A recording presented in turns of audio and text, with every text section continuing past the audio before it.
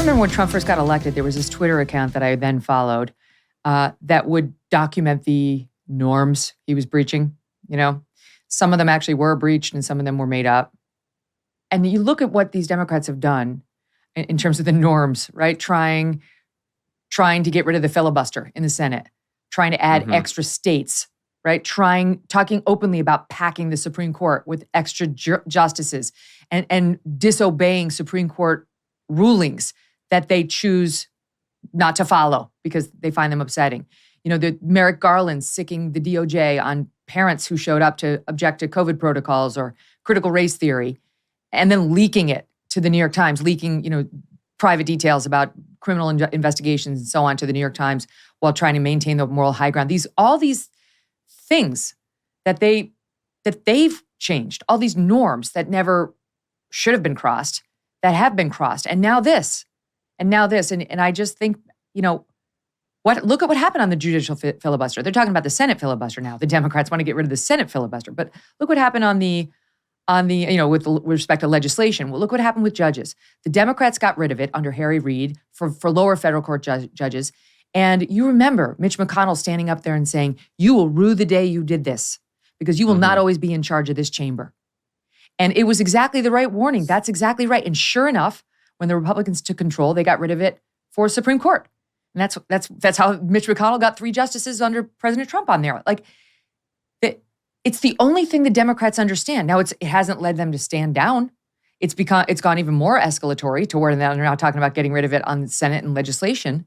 But I don't see what's the answer for Mitch McConnell to have sat back and said, "Okay, I'll be the one. I'll be the adult in the room." You know, we're in kind of the same position right now. Well, you're speaking my language now, because as you said at the top of the segment, I am not a fan of Donald Trump's, and I've been as willing as anybody to call him out for his excesses and his breaking of norms. What drives me absolutely crazy, though, is the idea that if you do that, as I have, that you are supposed to remain blind to the many norm-breaking activities in which the Democratic Party and its intellectual adherents have engaged in as well. I mean, again, I agree with Alan Dershowitz here. The willingness to violate constitutional provisions and constitutional norms that we have seen as the direct result of Donald Trump having been legitimately elected president has been absolutely astounding. The number of times I have heard people who are supposed to be liberals, who call themselves liberals, arguing that, say, to plead the fifth is a sign of guilt, which they would not have been caught dead saying in, say, 1990. The number of federal institutions that I have seen targeted over the last 5 or 6 years, the Electoral College, the Senate, the Supreme Court, the filibuster, is nothing short of astonishing.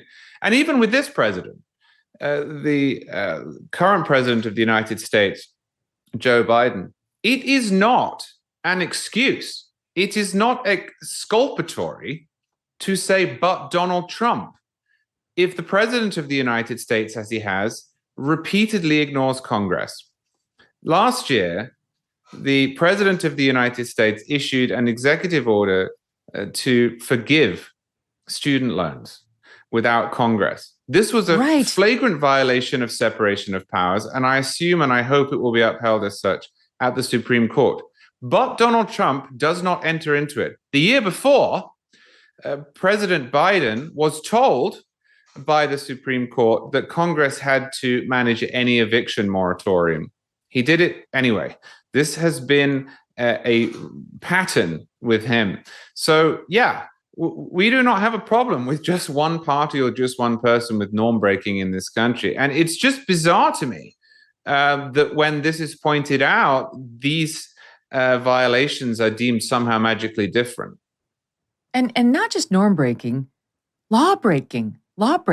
You know, we could go back to Hillary Clinton. I did that briefly with Alan, but just, you don't even have to go back that far. You know, take a look at the response to the BLM riots and the total pass that was given to those lawbreakers. In fact, cities like New York are now cutting those people checks to apologize for the law enforcement that did manage to take place during those riots. You could go down to sanctuary cities. complete ignorance, the decision to ignore federal law on people who cross our border illegally and are found living in these cities. They just won't obey. They won't obey the law. They won't cooperate with federal law enforcement. So no one's going to look at them as this party that actually deeply cares about upholding the law. The only reason they suddenly care about upholding the law is because there's a man named Donald Trump who right now is crushing the polls on his way toward becoming the Republican nominee for the second time.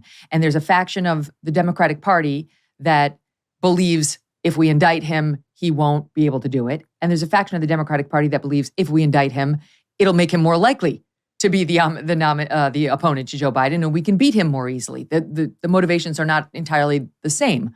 But as Alan Dershowitz says, there is one thing they're unified on, and that is get Trump.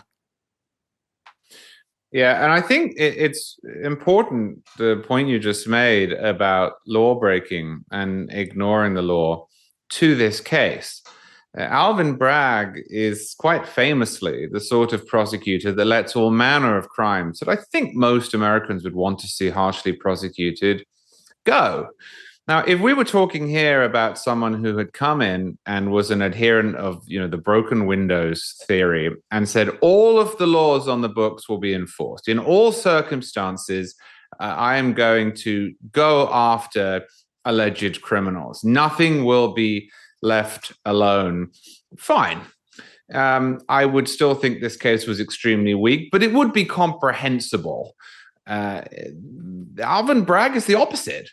I joked the other day that ironically enough, if Donald Trump had actually shot someone on Fifth Avenue, his famous line from 2015, Alvin Bragg probably wouldn't have indicted him. Now that it's spring, it's time to get outside and enjoy your backyard. And it's actually feeling possible, doesn't it?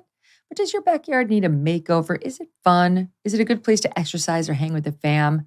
Start with the perfect centerpiece, a Michael Phelps Swim Spa by Master Spas. A Michael Phelps Swim Spa can transform your backyard into an oasis. The swim spa is an alternative to a pool with the therapy of a hot tub. Michael Phelps Swim Spas have a water current, so you can swim, do aquatic exercises, and have fun with the kids. And because it's heated, you can choose your perfect water temperature and then use it all year long in any climate. Michael Phelps Swim Spas by Master Spas come in a variety of sizes to complement almost any yard, even if it's a small one.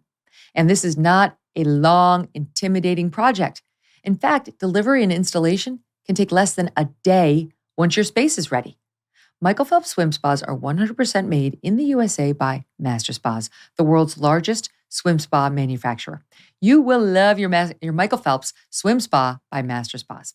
Go to masterspas.com, put in the promo code MK, and that will save you $1,000 on a Michael Phelps Swim Spa or $500 on a Master Spas hot tub.